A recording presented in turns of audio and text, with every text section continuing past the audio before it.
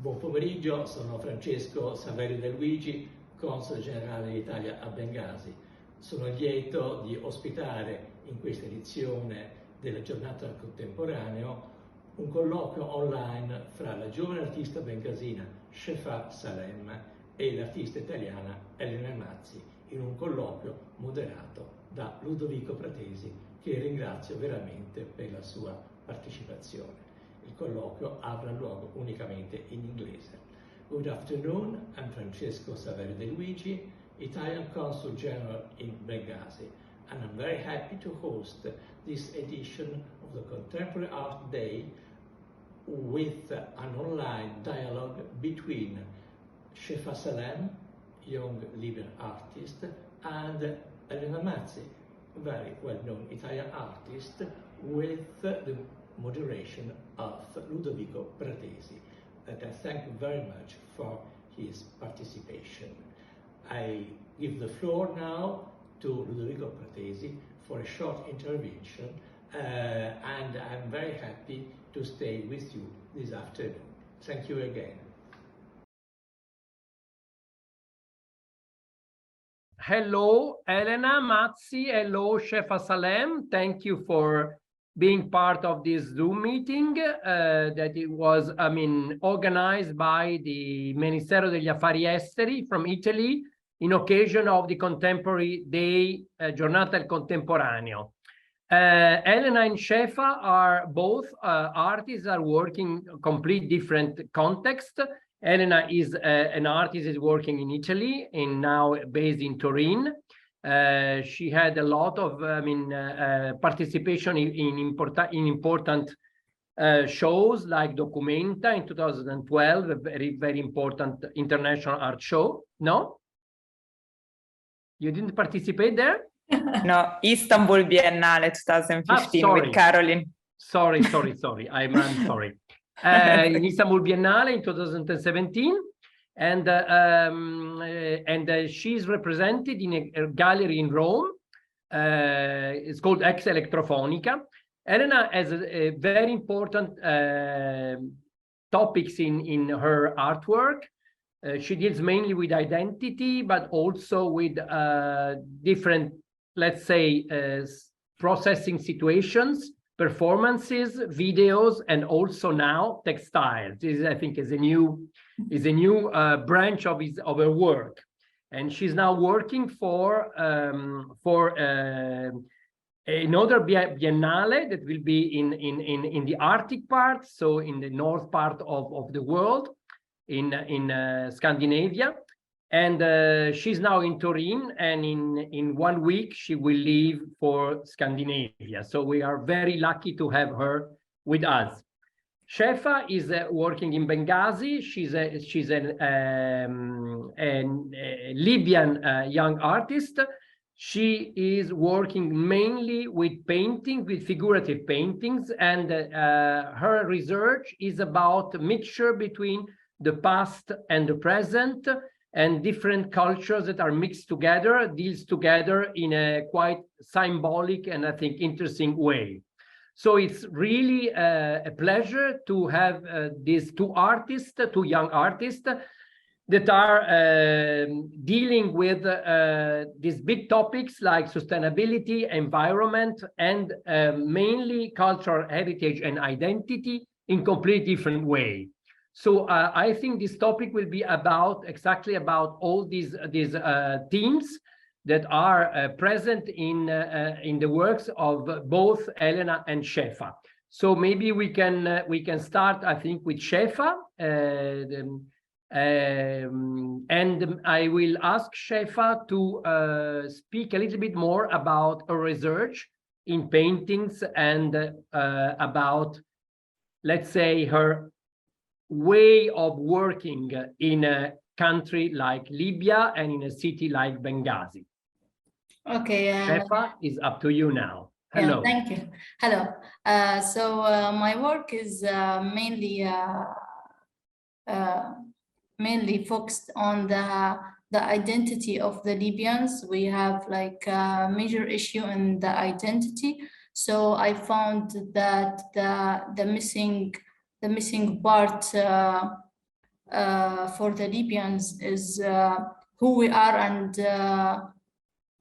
who we were before all the changes that happened to the Libyans, like from Turkish colonization, from Italian colonization, then the kingdom, it's continually changing. So we lost a lot of our identity, and also the history that we have, like normal Libyans or public Libyans, they don't know the history of Libya. So I try to reimagine this history from books, from research, from archaeologists' researches, and turn it into like a visual content. So yeah, this is mainly my work. It's mainly paintings, and also like speaking of the practice within Libya. It's definitely, it's not easy. As I told you, like there is no museums, there is no like exhibitions, like maybe only one proper exhibition in Benghazi. So it's there is no environment for art to start off. So if you want to produce art, where are you going to exhibit art? That's mainly an issue. So yeah, it's a bit of struggle, and for me, like I try to isolate myself from all these problems and to work with what I have. Also, like maybe for materials or stuff like that, I have to bring materials from abroad. So like it's not like the best place to be an artist, but I managed to do it. And how do you deal with your, I mean, everyday life as an artist in Libya? What you do? I mean, you produce your works, and then these works will be sold, or you keep it with you, or you are, I mean, there are some curators, some people who are or who are, I mean, cultural centers who makes exhibition of your work, or not? When I work, I usually like put in mind like an exhibition to do, like maybe like after a year I want to make an exhibition. So yeah, I have to decide where the place. Sometimes like it's not like a place to present the work, like it's not a gallery or a museum, but it's maybe like old house in the old city of Tripoli, for example. Like it's good place to present the work, you know. It's also like have some impact on the work too. So there's like solutions to solve this problem. So yeah, that's what I do. I arrange I do everything by myself. So like from arranging the exhibition, designing the posters, designing the cards of the exhibition, everything I do it myself. So yeah, there's no like huge organization who do everything for the artist. I have to do everything myself. How about the public? There is public? There is people that are interested in art, or yes, not? Yes, especially with the younger generations, you know. They are more like hungry for the art, you know. They see art on the internet and they want something to present them. Yes, and there are collectors? There is only one collector on Tripoli. Okay, and he buys regularly your I mean, also young people works, also young artist works. Yes, he likes to also encourage like younger artists to produce more. So he sometimes also like bring them materials to work with, not only buying their work. And how about now, let's speak a little bit more about your work. So when you paint, I mean, how you choose your subjects? It is something like happens when I read, like maybe I read a paper posted by some researcher, and I get this idea from the literature within this paper, you know. So I turn written words into this picture, you know, because I feel like pictures or paintings is so easily consumed by the people. So it's the easiest way to introduce the history for them. And how do you choose the size of your canvases?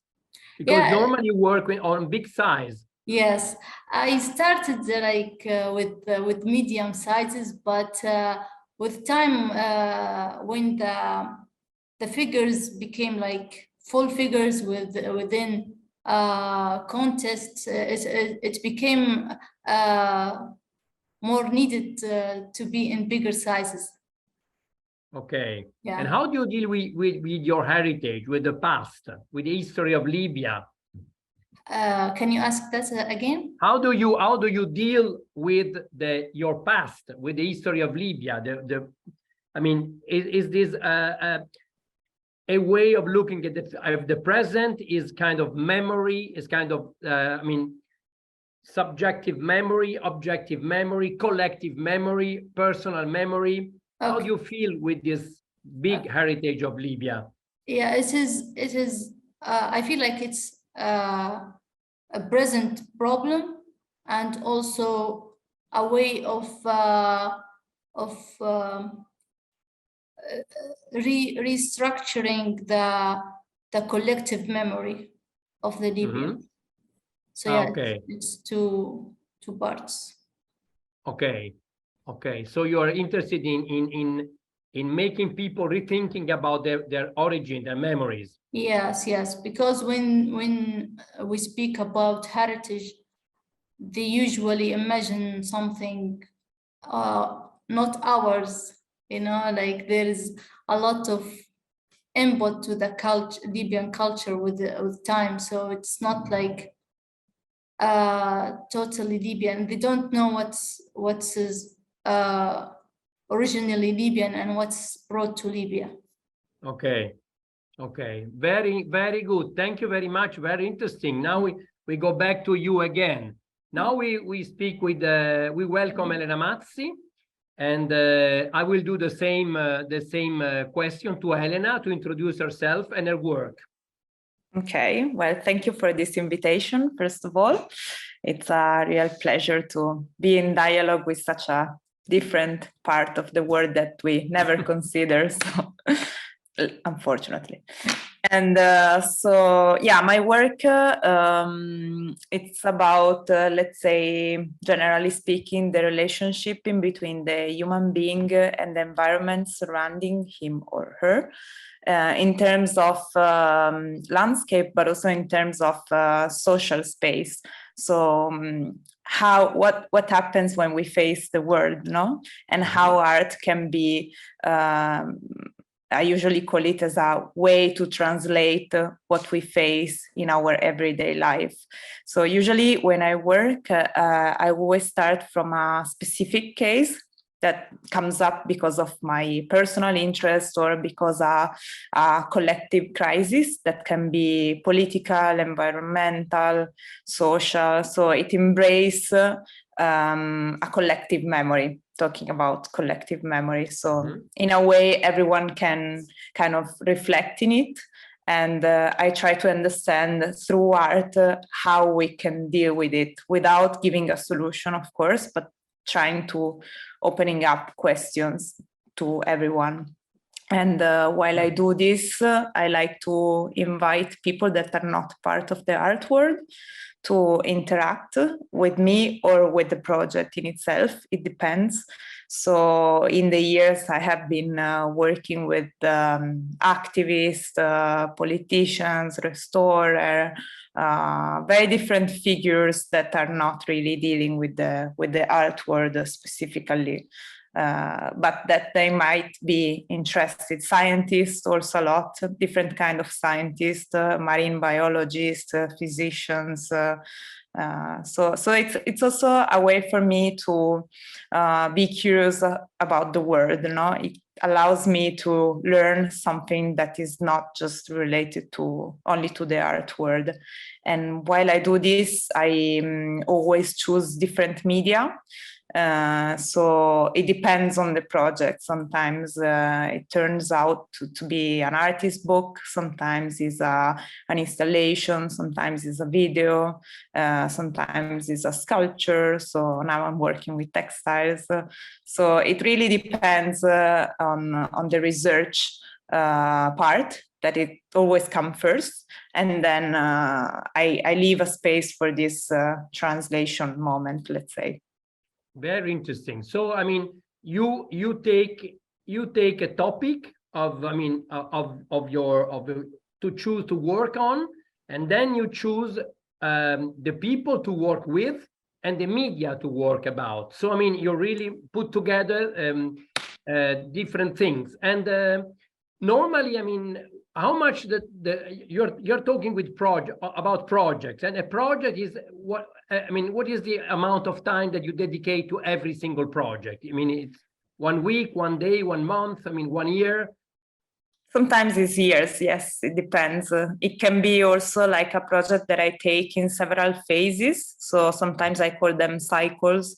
Like I started a project in 2015 that I'm still keep on changing or reshaping it. So the project is still the same. And usually I like to freeze moments of research. So maybe I do an installation the first year, but then I decide it's not enough, and I decide to work again on it by doing a performance. Then after 2 years, comes out in an artist book. It depends also about funding sometimes. So it's not specifically related to the time I need, but sometimes it's the time I need to produce it. So, and but sometimes it can be also like, for example, sometimes I do residency programs that are asking me to create a production in 1 month or 2 months. So I stick to the rule and I try to do my best. How many projects you're working nowadays? I mean, how many? Because you spoke about ongoing processes. So you have many processes working in the same time. So like 10, like 3, like 4. I mean, like between 5 and 10 at the moment. 5 and 10, okay. And when you close your project, I mean, when you say the project is closed? Sometimes I say the project is closed, then I decide that it's done, and okay. It depends. It really depends. And speaking about the artwork, I mean, the artwork is the final part of the project, or also could be just a phase? The final part of the phase of a project? Usually is the final part of the project, because it's my best medium to like give voice to the research. But sometimes, for example, I turned some art projects in artist books later on. Or, for example, now I'm trying to turn an exhibition into a series of podcasts with a radio program, for example. Okay. But this is just because I feel the necessity to continue to give voice to this exhibition. So you're working on complexity. You like complex. Yeah, I love projects. complexity. You like things that are not not simple, but more kind of complex, and also very well faced in different angles and different points of view. I think this is very interesting. I mean, and it's also not easy for an artist. It's also why sometimes people don't understand what I do, but I can understand. Yes, for sure. For sure. And the same, I mean, how is your education? When did you educate yourself? Because I asked the same thing to Shefa. How is your education? So I studied the first history of art in Siena University, and then I decided to continue by doing visual arts in Venice University. You are. And and when I was at the end of it, I did a sort of exchange program with the Fine Art Academy in Stockholm. Mm-hmm. And after that, after a few years, I decided to go back again there and to do a sort of, they call it research master, is a sort of postmaster of 1 year, divided into seminars in art and architecture. I was in Sweden, in Stockholm, in the same Academy of Fine Art.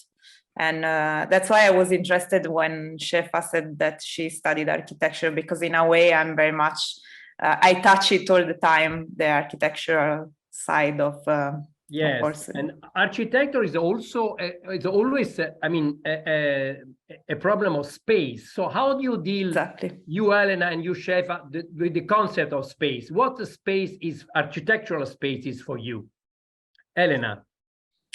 Yeah, it's an interesting question because it doesn't really have an answer. Like architecture in art can be basically anything, like even the space of the air, no? Like I did an installation under the sea 2 years ago in the seaside, and now I turned an exhibition space into a sort of going underwater, no? So like architecture can be anything, can be like yes, just the architecture in your mind, but it's also the space that you are able to create as an artist. So like when you also, in fact, it was interesting when Shefa was talking about the lack of art spaces in Benghazi. Like it reminded me when I was after I was a student, we were a group of people, and we were too young to be already exhibited in these institutions,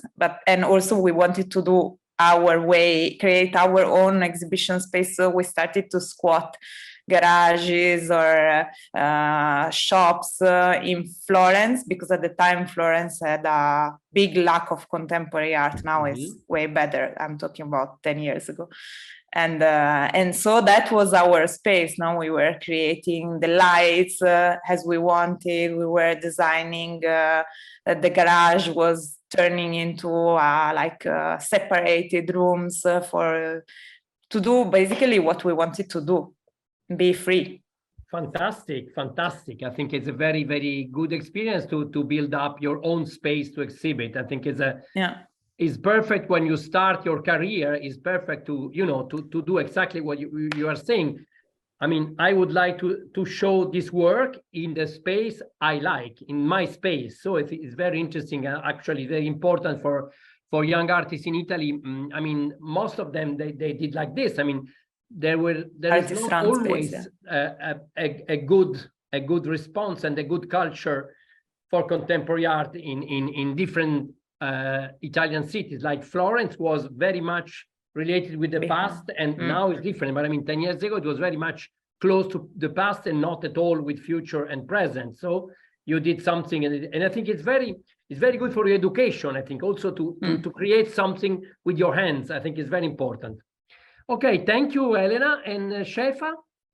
Maybe I will continue the idea of Elena, saying that sometimes like the space is giving to the artwork, and sometimes the artwork is given to the space. So like maybe you work in a place that is not like specifically for exhibiting, but because of how important your work will give like a big space, a big value for the space, and vice versa. Sometimes like the space is going to give like so much value to your work, but I think that the other idea is more important. Like your work should be like giving so much value to the space rather than other idea.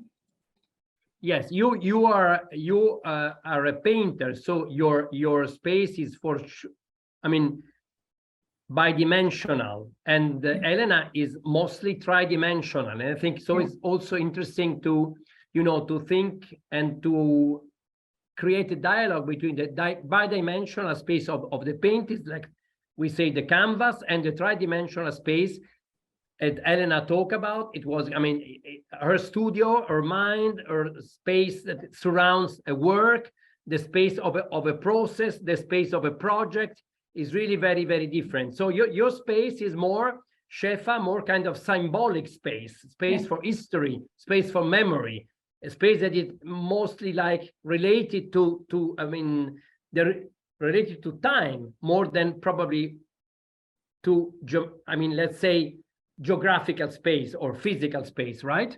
Yeah, yes, true, that's true. And Shefa, do you think that it's possible for you to paint your feelings, your identity as a female artist in Libya? So not dealing only with big topics, but also with your personal topics. Do you think it's interesting, will be well received? Before I get into this heritage and the general identity of Libya, I was working like in my personal aspect. I had some paintings presenting my feelings. So yeah, I did made some painting like that, but maybe the issue that arises made me like change the subject and start on this project. So yeah, Why? it's possible for me. Why? Because of this continuous conflict in Libya. I feel like there is a lack of attachment to this region. There is no sense of belonging. I feel like if there is more understanding to the identity and the diversity that we have in Libya, there will be no such a conflict. So the people are not aware about their identity, right? Yes, this is in my opinion. Okay, so that's why you paint all these historical subjects that are dealing with the concept of the question of identity. Yes, actually, when I have my exhibition, visitors trying to understand what is this, what history it beholds, like they don't know the history. Yeah, they don't know the history. So I mean, they have like forgotten or canceled the history, right? Yes, I think. Or they even don't think about history anymore. Yeah, they have like so short term of history. Like they are not going to the beginnings of history. Like Libya have a rich history, and it have like a huge contribution to all histories of the old civilizations. So you cannot talk about like Greek or Roman without talking about Libya. You cannot talk about Egyptian civilization without talking about Libya.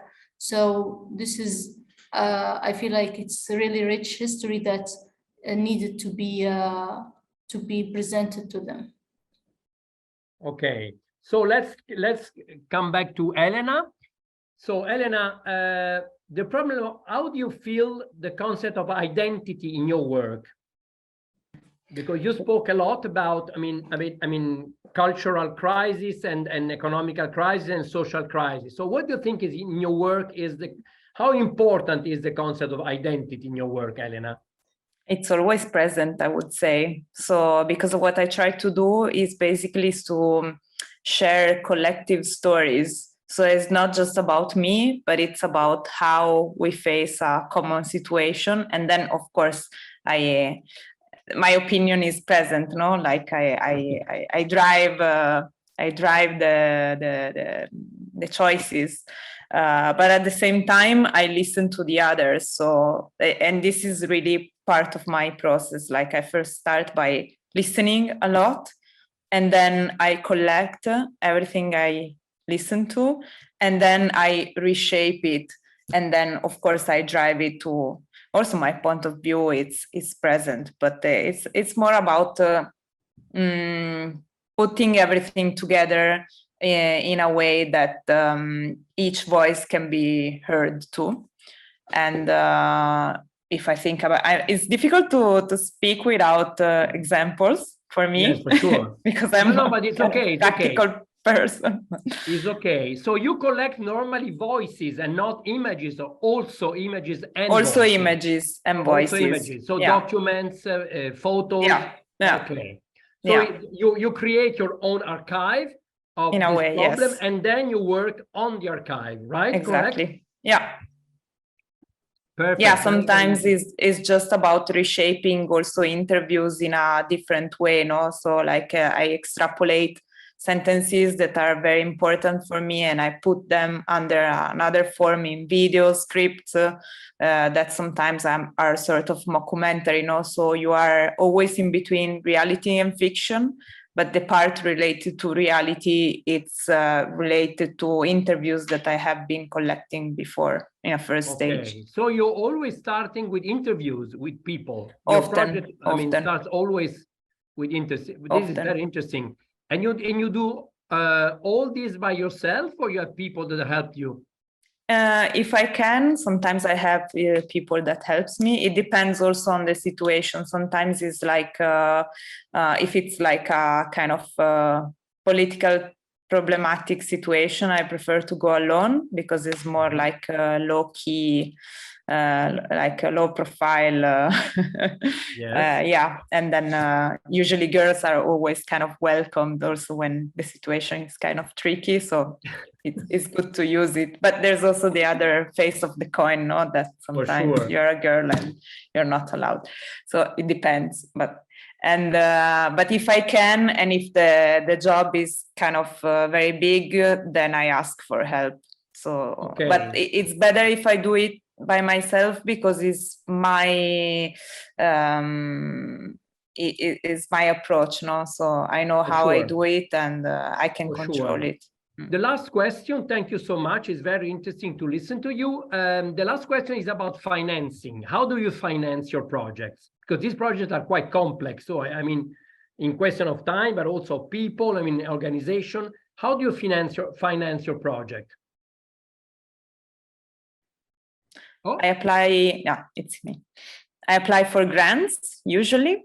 So can be like private grants, public grants, and then usually if it's not enough, this is lately I have been helped also by collectors that are interested in following the process, because this is also nice. It doesn't happen very often, but it happened. Or sometimes it's by commission. So I have been invited by a by a reality to do a project, and then I have the resources to do it. So it can be very different. Which is the role of your gallery in all this? The gallery is more about, presenting it to art fairs, so selling, or maybe finding collectors that could be interested in a specific work, but also like sometimes suggesting me to foundations that maybe are looking for new artists for a specific project. So they confront with galleries to find out the artists that could be good for that specific project. Perfect. Do you deal with other artists, Elena? Yeah, I did some collaborations. Personal or professional life? Yeah. I did some collaborations in my work, and also like during the pandemic, I was co-founder of an association of art workers. That for me is very important, and we're trying to reshape what is not working well in the Italian system, and also confronting to other people doing the same thing in other countries. So for me, it's also a way to learn. Perfect. Fantastic. Shefa, of course, I mean, for you, financing is a bit different because, I mean, you just paint, but you have this collector, but you have also some kind of public help or nothing No. from the Libyan state. Yeah, no, I usually either my parents help me or I use my the money from my the paintings I sell. Okay, Yeah. so you sell your paintings. Yes, I do. After exhibiting them. But not only to only one collector. So you have other people that buys. Yes, yes, yes. Okay. So I mean, your work is well accepted by Libyans. I have like 50% of the work is with this collector in Tripoli, and also like I have a collector, Libyan collector in England. He have painting also. Virgil Museum in AUE in Dubai got one of my paintings. So yeah, I sell my painting after I present. So you sell also not only Libya but also abroad, as you told. Yes, yes. Fantastic, great. And so I think the time is running, and I think it was really, really interesting. Thank you very much, both of you, because it was very clear, very, very simple, but also very deep. Thank you, Elena. Thank you, Shefa. I think it was really a great, great, great moment to share with you both. Thank you. Thanks a lot. Thank you very much. Also to you and, for moderating. We hope we see again, maybe to do some projects together. Could be possible. Maybe in presence. Yeah. Maybe in presence. Yes, better in presence. Yeah. Okay. Ciao, Shefa. Thank you. Ciao, Elena. Thanks Grazie a lot. ancora. Thank you very much for everything. It was really great. Thanks Grazie a mille. lot. Have a nice Bye. day. You too. Bye. Bye-bye. Ciao.